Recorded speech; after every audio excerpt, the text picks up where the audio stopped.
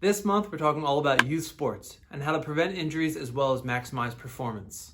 So obviously we have to talk about exercise. Here's why this is important. Most injuries occur when there's some sort of imbalance or deficiency in their neuromuscular system. So if we're able to identify those imbalances early and then improve on them, we'll be able to prevent a lot of injuries from ever even occurring.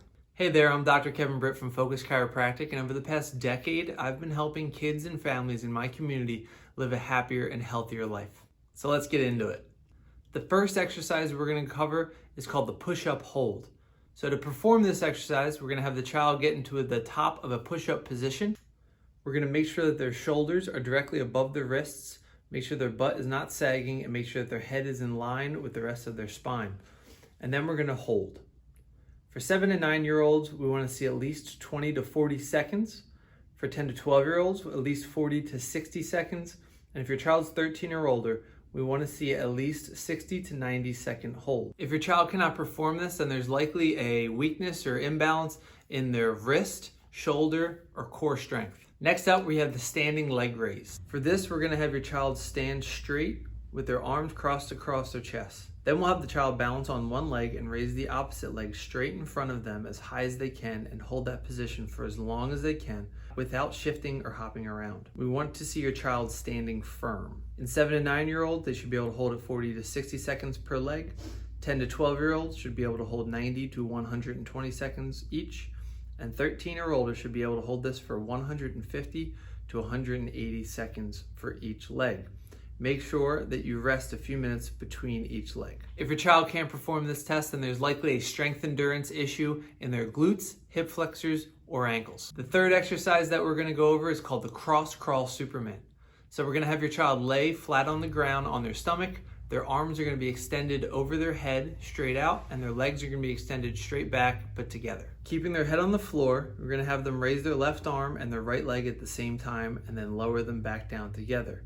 And then we're going to have them switch with their right arm and their left leg at the same time and then lower them back down together.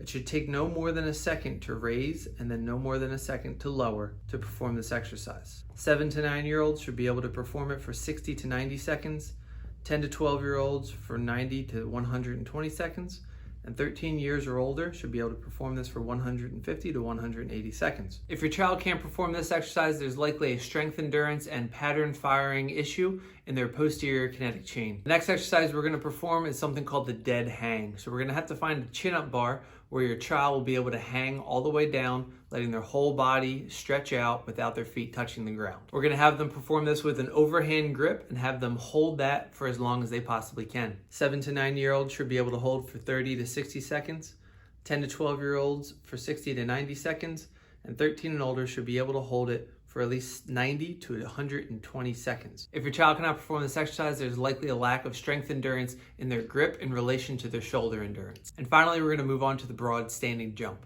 This is where your child is going to stand at the starting line with their feet shoulder width apart. They're going to swing their arms back as far as they can while they squat down and use their arms to drive themselves forward and jump as far as they possibly can. When they land, you want to make sure they land heels first.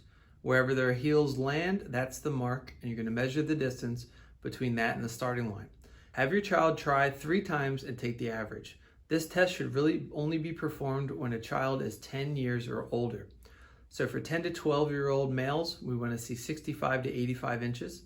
In females, we want to see 62 to 80 inches. If they're 13 years or older, in males, we want to see 80 to 110 inches at least. In females, 73 to 83 inches. If your child falls short of any of those ranges, it tells us that they lack the ability to create enough power throughout their kinetic chain, all the way from their feet, all the way up to their hands. So try these out on your kids and see where they stand. If they can't perform one or more of these exercises, sometimes the answer is as simple as strengthening the weaknesses. But sometimes it could also mean that there's a deeper underlying issue in their neuromuscular system that needs to be corrected. Either way, if you have any questions, please do not hesitate to reach out and ask. And if you found this video helpful, please consider sharing it with a friend who could also find it beneficial. See you soon.